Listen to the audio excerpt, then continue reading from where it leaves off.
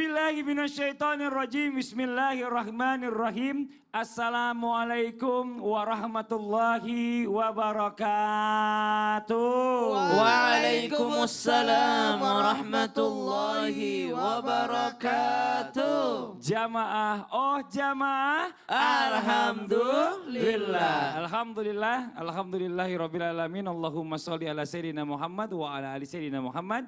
Rabbi shrah li sadri wa yassir li amri wa hlul 'uqdatam min lisani yafqahu qawli. Jamaah Islam itu indah yang dirahmati Allah, masyaallah, alhamdulillah.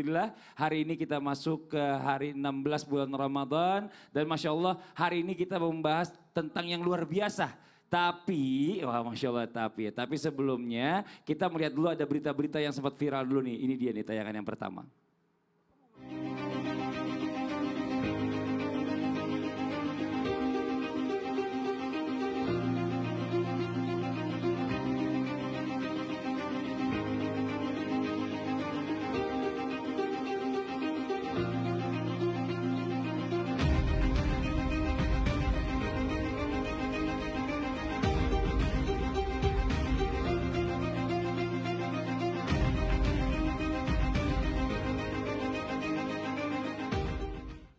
Sebelumnya direvisi dulu, ini masuk 15 maksudnya. Kemarin tanggalan. Kan ada juga saudara kita yang sudah 16. Benar, salah. benar. Nah sekarang ini kita melihat tadi kejadian nih Ustadz, di banyak banjir yang terjadi. Kemarin tuh di Depok banyak juga yang kebanjiran. Gini. Berbicara tentang banjir, kita harus tahu itu adalah hujan. Hujan itu adalah fenomena alam. Betul. Tapi fenomena alam ini akan bisa berubah menjadi bencana alam. Jikalau ada korban. Ya. Makanya bagaimana kita menyikapi hujan itu supaya tidak menjadi banjir. Masya Allah. Drainasenya, Benar, terus benar, penataan benar. kotanya, penataan gimana saluran-saluran itu jadi baik, gimana orang bisa menjaga kebersihan, sampah harus diatur dengan baik supaya tidak bertumpuk sehingga bisa menjadikan terjadinya bencana Betul, banjir ya. bencana banjir. Tapi sebenarnya itu kan fenomena alam. Lalu kemudian gini, kalau terjadi seperti ini harusnya kita tingkatkan kepedulian. Nah, jadi ketika ada saudara-saudara kita yang tidak bisa ibaratnya terelak dari bencana tersebut, maka kita tidak boleh menghujatnya, justru kita peduli terhadap mereka. Dan yang bagi yang kena korban, yakinlah Allah punya rencana terbaik buat kita, dan kalau dia dalam keadaan berpuasa terus dikena ujian, maka pahala puasanya lebih daripada yang tidak kena ujian. Allah. Tapi saya sedang sama orang-orang yang agak maksudnya bergembira aja gitu. Lihat banjir di depan, terus dia pasang status, dia duduk sila di terasnya. Itu cuma sehari doang. Selebihnya menderita pasti semuanya, ya benar-benar. Nah kita lanjut lagi nih buat jamaah Islam itu yang ada di rumah ya. Ada sebuah tayangan lagi tentang ada pria di Makassar ini menyamar pakai cadar berbaur dengan akhwat di masjid. Coba kita lihat tayangan ini, di tayangan ini.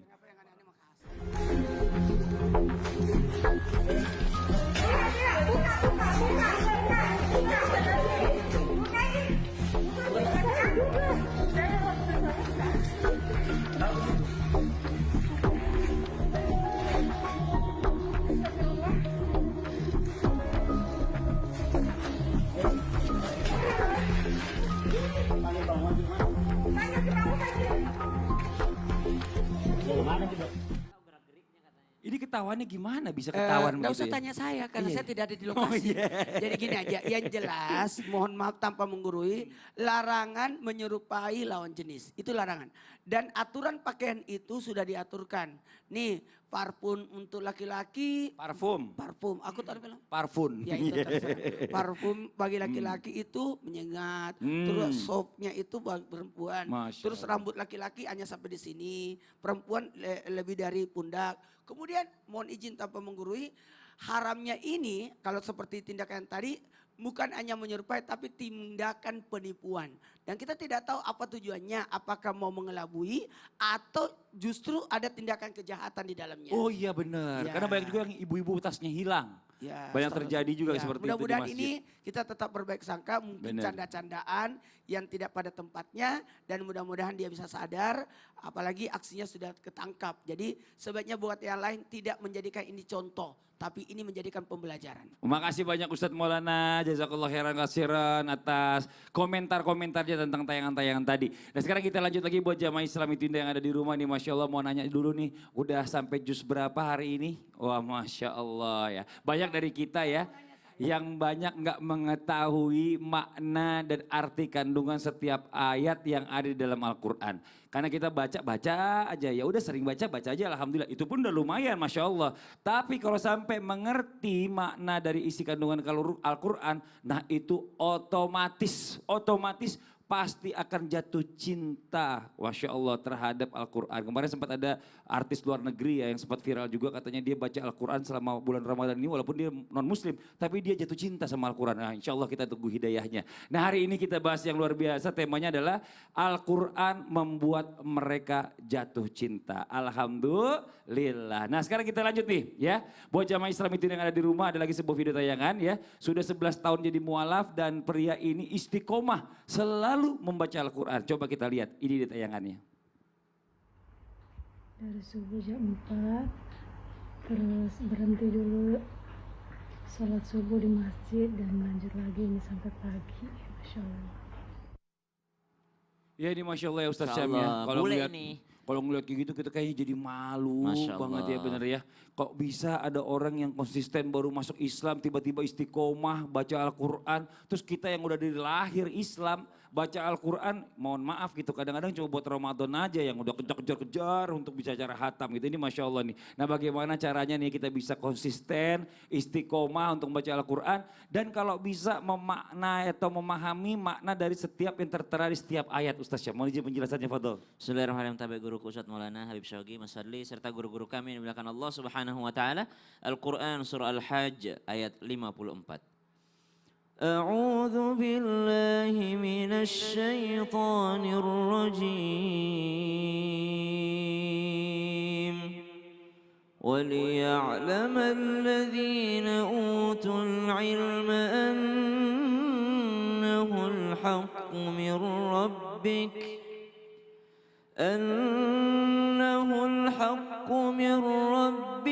فيؤمنوا به فتخبت له قلوبهم وإن الله لهادي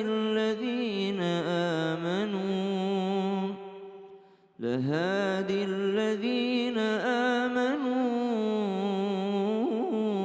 إلى صراط mustaqim.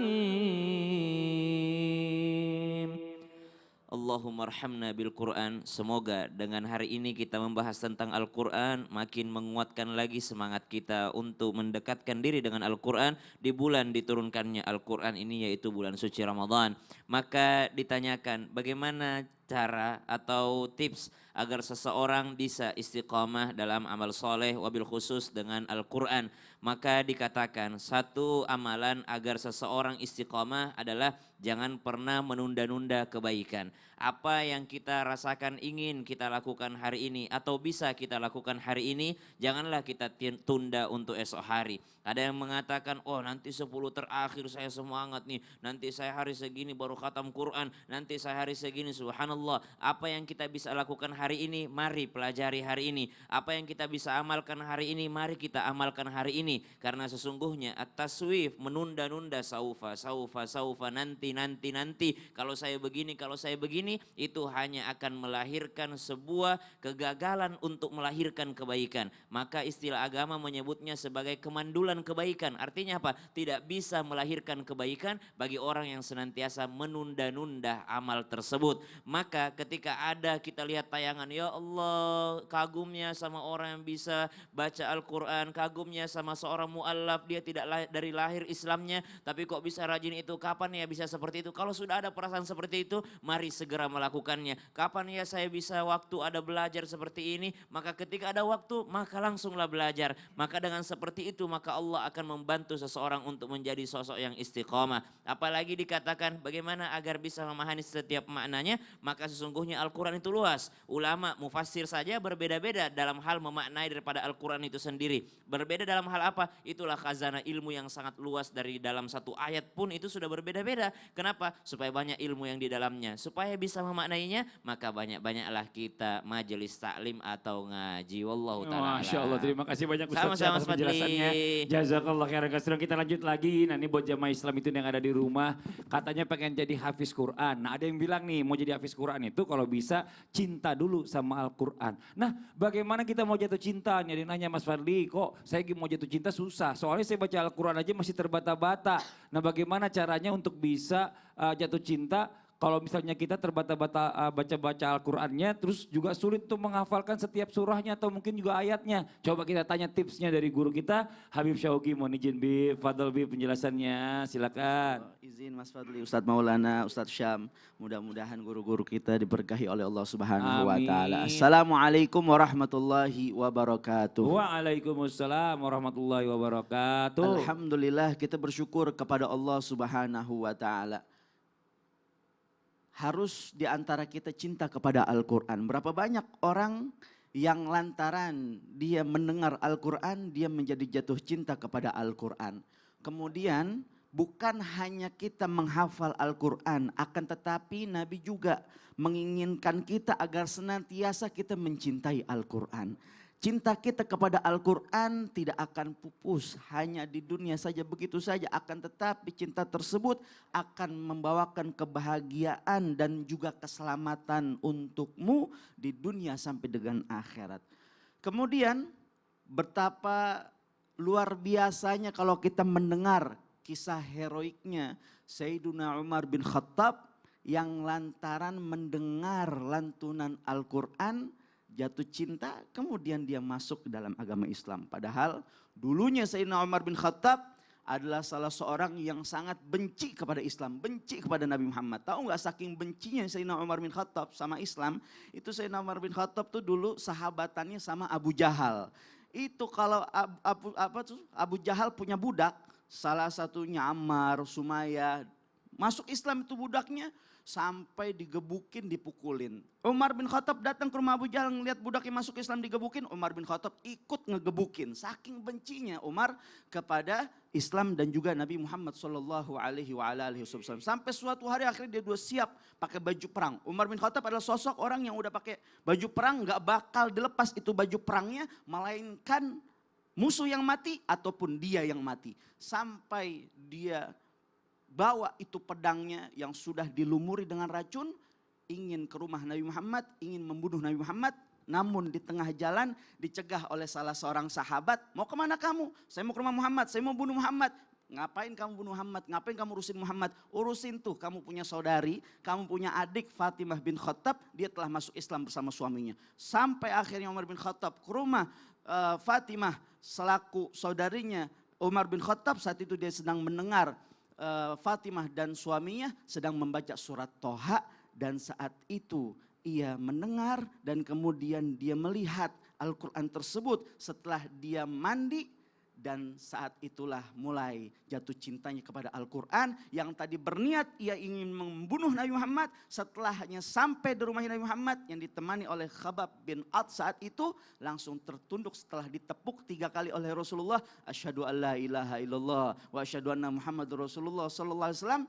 Salah satunya berkah kemuliaan jatuh cintanya, pandangan ia melihat daripada Al-Quran. Masya Allah. Jadi memang kita harus benar-benar tahu juga maknanya. Gimana mau jatuh cinta kalau misalnya nggak tahu maknanya ayat per surah. Ini Masya Allah ya Habib ya. Mudah-mudahan setelah ini kita sama-sama belajar ya jamaah ya. Ini Masya Allah. Makasih banyak Habib atas ilmunya. Jazakallah khairan kasiran. Kita lanjut lagi buat jamaah Islam itu indah. Mohon izin Ustadz Maulana. Bisa kita bacain sama-sama nih Ustadz Maulana dari Apa pertanyaan dari @alia.mahesa765 nih. Assalamualaikum Ustadz. Wah, sebentar lagi kan Lebaran ya katanya ya. Kalau saya kasih hampers Al-Quran boleh nggak? Tapi takutnya malah nggak dibaca dan malah saya yang berdosa. Nah ini gimana nih Ustadz nih? Yang jelas dibaca atau tidak dibaca, yang jelas kita sudah niat untuk berbagi Al-Quran. Nah, dari sini, tapi kalau membagi Al-Qurannya harus ditempatkan di tempat yang mulia. Menyusunnya pun Al-Quran yang paling tertinggi. Nah, lalu membaginya paling aman itu kalau Al-Quran yang ada terjemahannya. Ya, Takutnya nanti dia sentuh tidak ada wudhu. Oh iya, jadi buat Mbak Alia nih ya, mau dia baca nggak baca, kalau niatnya mau kasih aja. Itu urusan orang yang terima. Masya Allah, terima kasih. Karena Al-Quran itu Allah yang jamin. Masya Allah, terima kasih banyak Ustadz. Nanti kita lanjut lagi buat yang di rumah jangan kemana-mana. Tetap di Islam itu indah. Jamaah, oh jamaah. Alhamdulillah.